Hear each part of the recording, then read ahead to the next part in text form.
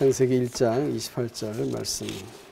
하나님이 이르시되 우리의 형상을 따라 우리의 모양대로 우리가 사람을 만들고 그들로 바다의 물고기와 하늘의 새와 가축과 온 땅과 온 땅에 기는 모든 것을 다스리게 하자 하시고, 하나님이 자기 형상 곧 하나님의 형상대로 사람을 창조하시되 남자와 여자로 창조하시고, 하나님이 그들에게 복을 주시며 하나님이 그들에게 이르시되 생육하고 번성하여 땅에 충만하라, 땅을 정복하라, 바다의 물고기와 하늘의 새와 땅에 움직이는 모든 생물을 다스리라 하시니라.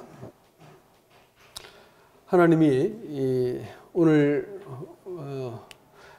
읽은 말씀에 따르면 하나님이 사람을 자기 형상을 따라 지으셨다고 했습니다. 그리고 또 사람을 창조하실 때 사람에게 복을 주셨다라는 말씀을 하세요. 그리고 그 복이란 것이 무엇이냐? 복이란 것은 하나님 자신을 일컫는 표현입니다. 그래서 하나님이 복이세요. 그래서 하나님 자신을 사람에게 주셔서 사람으로 하여금 생육하고 번성하고 땅에 충만하고 또 땅을 다스리고 정복할 수 있도록 하나님께서 하나님 자신을 주셨다는 것입니다. 여러분이 우리가 인생을 살아가는 데 있어 가지고 참된 복이라는 게 뭐냐? 복자라는 것에 그 한자 갑골문을 이렇게 열어볼 것 같으면 그것은 한 집안에 두 사람이 남자와 여자가 있고 그 다음에 그 곁에 하나님이 서 계신 그것이 이제 복으로 그 갑골문이 묘사하고 있습니다. 그렇다면 하나님이 사람과 함께 있는 그것이 다름 아닌 복이다라는 것을 알게 되겠죠. 그리고 생육하고 번성한다라고 말하는 것은 앞에 읽은 말씀과 쭉 문맥을 따라 읽어보면 그것은 무슨 뜻이 되냐면, 생육한다는 것은 뭐 토끼는 새끼를 낳으면 뭐 15마리, 17마리 막 낳는데 그런 식으로 뭐 무한 복제가 된다는 뜻이 아니고, 그 생육하고 번성한다라고 말하는 그것은 하나님의 형상의 확장일 것입니다. 그것은 하나님과 바른 관계 속에서 하나님을 되비치고 또 하나님의 인격에 감응되어지고 반응을 일으키는 그 사람을 이야기합니다. 그래서 하나님의 형상이라는 말은 다름 아닌 그림자라고 표현합니다. 히브리서 10장 1절에서도 참 형상이 아니고 이렇게 표현할 때 형상이라는 말이 그림자라는 표현이거든요. 그러니까 이제 이게 하나님을 고스란히 드러내는 그와 같은 존재를 형상이라 이렇게 하는데, 우리를 당신의 형상을 따라 지었다라는 것입니다. 이 형상이 생육하고 번성한다는 거면 이 사람의 이 하나님을 닮은 사람의 형상이 자꾸 이렇게 우리의 경계를 넘어가지고 자식으로 이웃으로 이렇게 확장되어 가는 것을 의미할 겁니다. 그러니까 사람이 사람다워지고 복을 누리는 것은 첫 번째로 하나님과 함께 존재하는 것입니다. 하나님과 함께 살고 생각하고 또 그 안에서 그와 더불어 그를 통하여 그를 목적으로 인생을 사는 사람이 복된 사람이다라는 것입니다. 하나님께서 사람에게 복을 주셨다라고 말하는 것은 이와 같이 사람과 하나님이 한 공동체로 또 한 몸으로 살게 된 것을 말하는 것입니다. 여러분, 사람이 사실 혼자 태어나서 혼자 죽지요. 사실 사람이 고독한 존재입니다. 여러분, 아담이 범죄할 때 생각을 해보세요. 원래 하나님 가슴에서 난 사람들 아닙니까? 하나님이 지으시고 하나님 형상을 고스란히 담은 존재 같으면 사람과 하나님이 늘 그 같은 입장에서 생각을 해야 될 것입니다. 그래서 늘 하나님 안에 서 있던 아담은 그야말로 복된 존재였었는데 어느 날 이렇게 이 사단의 제안을 받지요. 제안을 받았을 때, 야, 내가 이 제안대로 하면 내가 하나님처럼 되는 거 아니야? 하나님이 제안하신 어떤 내 자유를 더 많이 누릴 수 있고, 내가 뭔지는 잘 모르겠지만 훨씬 더 내가 근사하게 살 수 있을 것 같은데, 이래가지고 그 생각을 딱 따라가죠. 그래가지고 자기 입장이 생기고, 자기 권리가 생기고, 이 독립적인 자기 존재가 딱 이렇게 생겨난 것입니다. 그래서 내가 이것을 행하면 나한테 또 유리하고 복이 되고 내가 성공하고 내가 근사하게 살 수 있을 거야 라는 생각을 하는 순간 딱 하나님과 한 발 떨어진 존재가 되었습니다. 이게 이제 성경은 죄의 시작이라 그래요. 이렇게 사람이 홀로 되기 시작해가지고 그 자식 대대로 이제 사람은 혼자 사는데 익숙해졌습니다. 혼자 인생을 살아가죠. 여러분, 그 까뮤라는 사람이 쓴 이방인이라는 책에서도 형장에 끌려가는 그 주인공이 뭐라 하냐면, 부디 내가 이 형장에 나갈 때 나를 야유하고 조롱하고 저주해도 좋으니까 많은 사람이 와서 좀 보게 해주세요. 이렇게 말합니다. 외로운 거예요. 아무도 없이 잊혀져가는 것을 견딜 수가 없었던 겁니다. 그 책을 봤는데 재밌는 그 기억에 남는 것이 있었어요. 뭐냐면 사람들이 죽을 때 그냥 팍 죽는 분이 계시지만 대부분의 사람들은 이제 그 중태로 의식 없이 지나다가 돌아가시기 직전에 의식이 잠깐 돌아온다 그래요. 그래가지고 눈을 뜨고 사람들을 알아보고 눈을 맞추고 몇 마디 말을 하고 돌아가신다 합니다.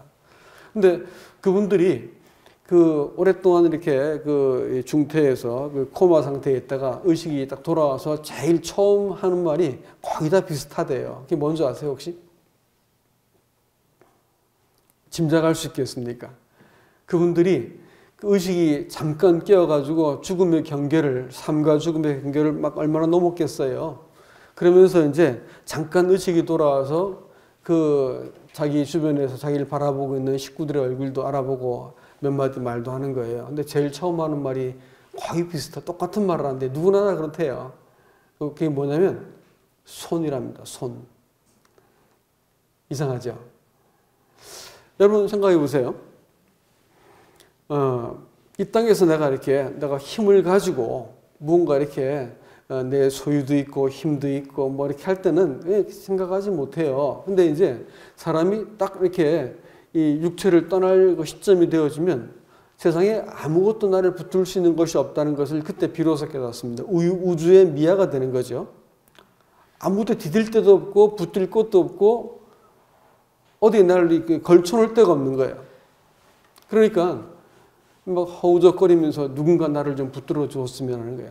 아무리 가까이 있는 사람들한테 말을 해도 내 말이 입에서 바깥으로 튀어나가지 않고 날 보고 울 줄 알아도 내가 당신하고 함께 있다는 것을 보여주지 못하니까 마음속에서 막 얼마나 많이 외쳤겠어요. 나 좀 잡아줘, 나 좀 잡아줘 이렇게 했죠. 그러니까 이제 정신이 딱 돌아오자마자 손 이렇게 말해요. 손 좀 잡아달라 이게. 사람은 기본적으로 외롭습니다. 고독한 존재지요. 아플 때도 혼자 아프고 죽을 때도 혼자 죽습니다. 그것은 죄 때문이라는 것을 우리가 이해하셔야 됩니다. 죄는요, 죄는 사실은 혼자가 되는 것이 죄입니다. 그렇기 때문에 하나님께서 종종 우리를 위기로 몰아넣는 이유는 딴 데 있지 않습니다. 혼자 그 위기 속에 딱 있고 보니까 나 혼자밖에 없어. 그러면 그건 사실 저주받은 거예요.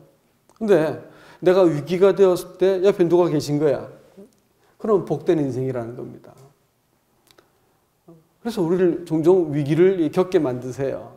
그리고 사람이 기본적인 마음 깊은 그 뿌리 속에 혼자이기 때문에 나 혼자 살아남아야 되잖아요. 그러면 나보다 앞선 것을 사람이 용납할 수 있을까요? 없을까요? 용납할 수 없습니다. 딴 사람과 비교해서 어쩌한지 나 강해져야 되고 살아남아야 되고 이겨먹어야 되고 지배해야 되고 내가 장악해야 되고 이렇게 생각을 하죠. 그러니까 그 자식 때 동생을 때려 죽였단 말이야. 불로 쳐 죽였단 말이에요. 그래서 아내를 가지고 누구세요? 그랬잖아요. 이 여자가 그랬어요 하고 저를 이렇게 떠넘겨 버렸습니다. 남인 거예요. 혼자밖에 없어. 그러니까 사람들 속에서도 고독하고 결혼 생활 속도 고독하고 자식을 봐도 저게 내 몸에서 나온 자식이지만 나를 이해하지 못하는 거야. 얼마나 고독해 인생이. 그렇죠? 근데 문제는 하나님하고도 그런 관계라면 이건 기가 막힌 얘기입니다.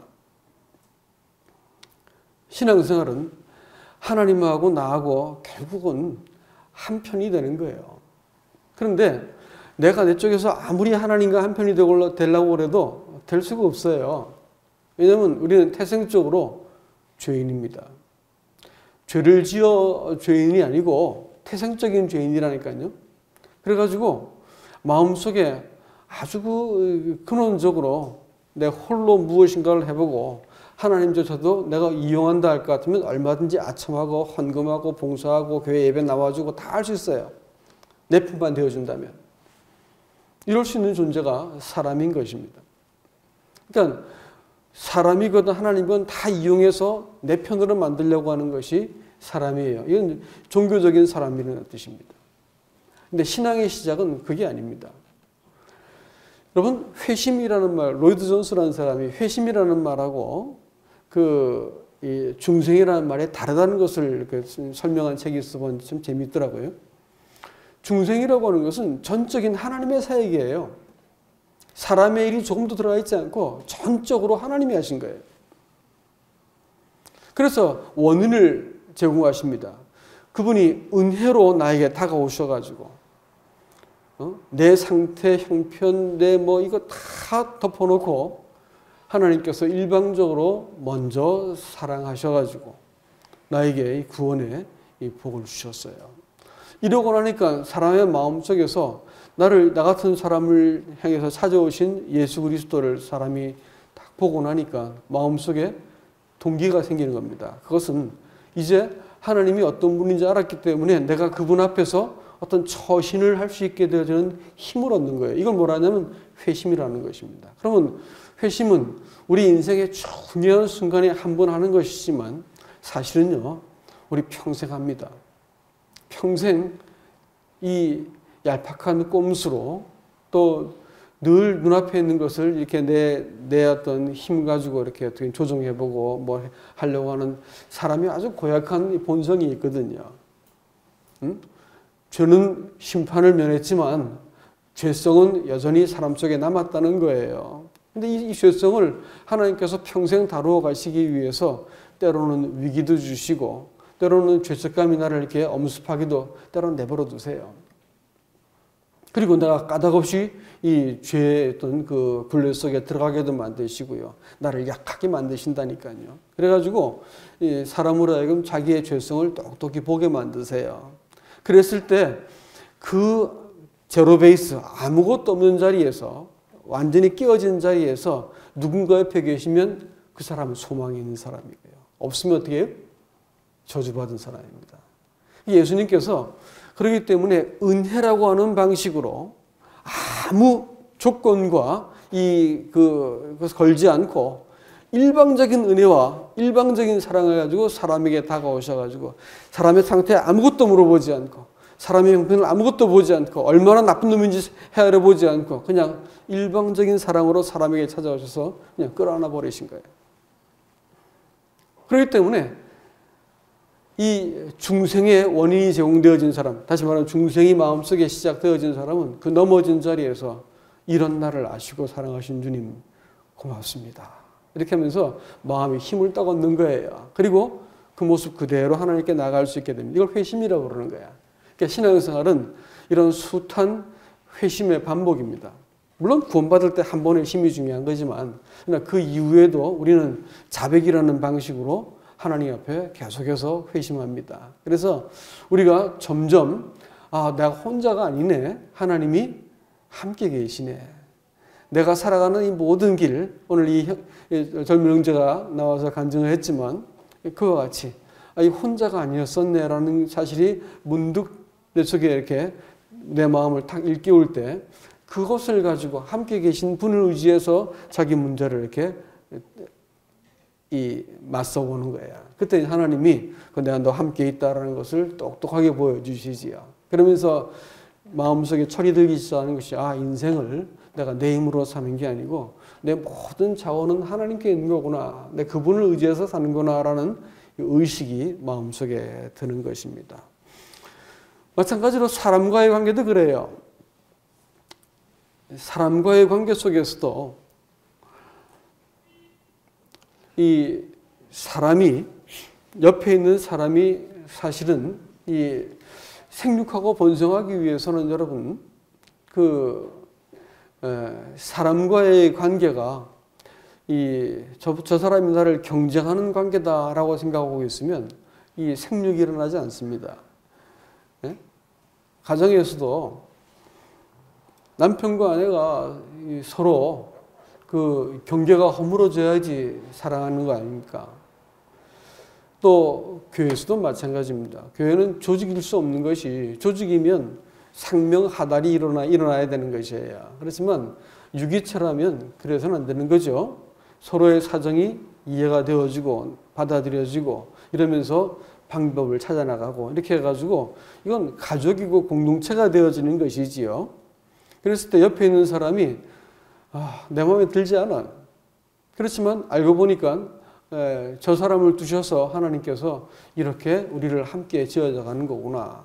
저 사람 때문에 내 약한 점이 보완되는 거구나 라는 것을 이해하기 시작합니다. 그러면서 사람이 비로소 자기의 약점에 대해서도 비로소 바른 자세에서 대화할 수 있게 됩니다. 사람들이 평생을 폭군이나 혹은 노예로 살 수 있어요. 다시 말하면 내 안에 이 약점을 감추기 위해서 사람들은 얼마나 이렇게 몸부림치고 살아요? 그렇죠?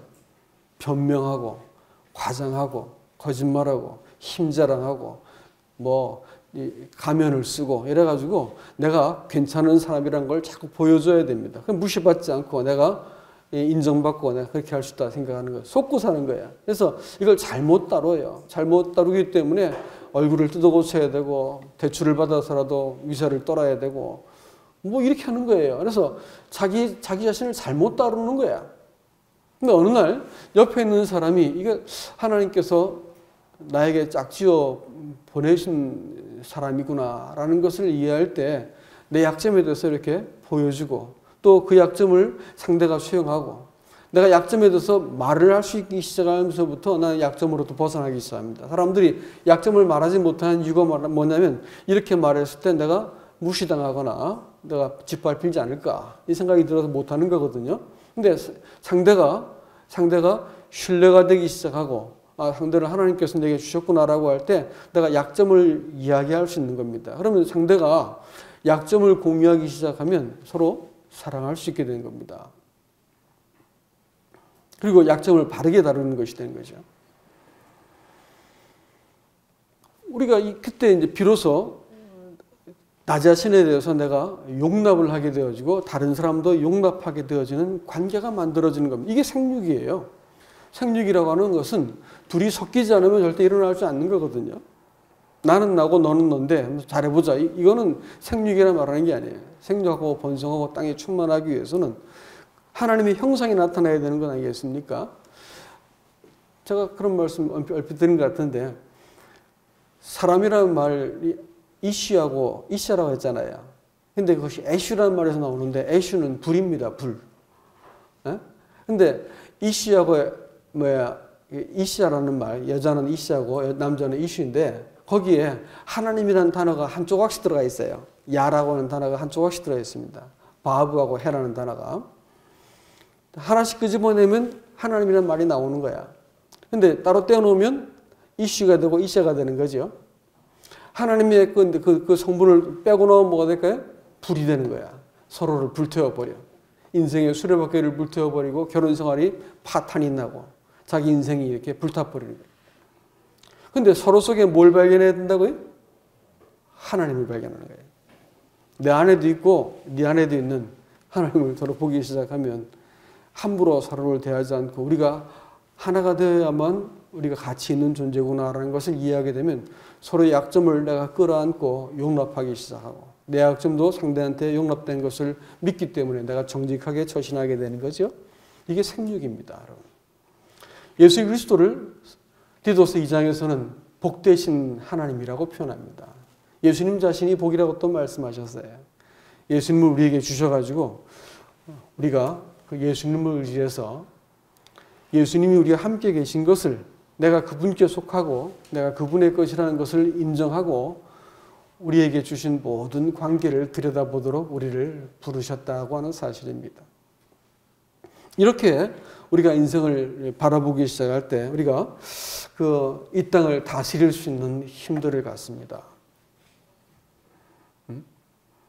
그분의 형상이 우리한테 뚜렷해지면 내게 주신 가정, 직장, 일, 그 모든 곳에서 하나님이 의도하셨던 생육하고 번성하고 하나님의 그 성품과 이름으로 다른 사람들을 쭉 세울 수 있는 일들을 할 수 있다는 것입니다. 이것을 다스리고 정복하는 일로 묘사하고 있습니다. 말씀을 마치려고 합니다. 여러분, 하나님이 우리에게 창조하신 다음에도 복을 주셔가지고 생육하고 번성하고 땅을 다스리도록 위임자로서 인생을 살도록 우리 인생을 충분히 감당할 수 있게 살 수 있게 만들어 놓으셨습니다. 복을 주셔가지고요. 그 다음에 지금 이 세대도 우리가 살아가는 이 그리스도 안에서 삶도 마찬가지입니다. 복을 주셨어요. 그 복은 누굴까요? 예수님이죠. 오늘 함께 떡을 떼면서 우리가 확인한 뚜렷한 한 가지, 내가 주님 안에 있습니다. 내 주의 몸이고 주님 제게 가장 소중한 분이십니다. 라고 우리가 고백했을 겁니다. 우리 인생은 예수 그리스도와 함께 생각을 출발하고 그분과 함께 내가 처세를 하고 그분을 통해서 인생을 바라보고 그분을 통해서 내가 지금 겪고 있는 문제를 해석을 해내는 거예요. 이럴 때 하나님이 나를 통해서 이 세상을 살아갈 수 있는 힘을 주시고 또 내가 이 세상을 정복하고 살 수 있는, 다스리고 살 수 있는, 세태에 찌들리고 쫓겨서 내가 쩔쩔쩔 매는 게 아니고 내가 아들을 통해 가지고 아들처럼 내가 살 수 있는 이 권세와 힘을 주신다고 하는 사실들을 기억하셔야 됩니다. 오늘 젊은 형제의 간증이 참 사랑스럽지요. 예. 그 형제의 고백과 제 교제가 다를 바가 없습니다. 우리는 이와 같이 이렇게 여러 가지 일들을 통해서 어릴 때 이렇게 충격과 어떤 사건을 통해서 주님을 배워가지만 나이가 들면서 점점 우리는 평상시에도 예수 그리스도를 통해서 생각하고 말하고 처신할 수 있는 것을 배워가는 것입니다. 예배를 드리는 목적은 이것을 확인하기 위해서 모이는 것이기 때문에 사랑스러운 것입니다. 부디 예수 그리스도께서 우리의 삶 속에서 충분하시고 예수님은 우리가 이 땅을 살아갈 수 있는 모든 자원 그분 안에 다 있다는 것을 기억하시고 살 수 있기를 원합니다. 이상입니다.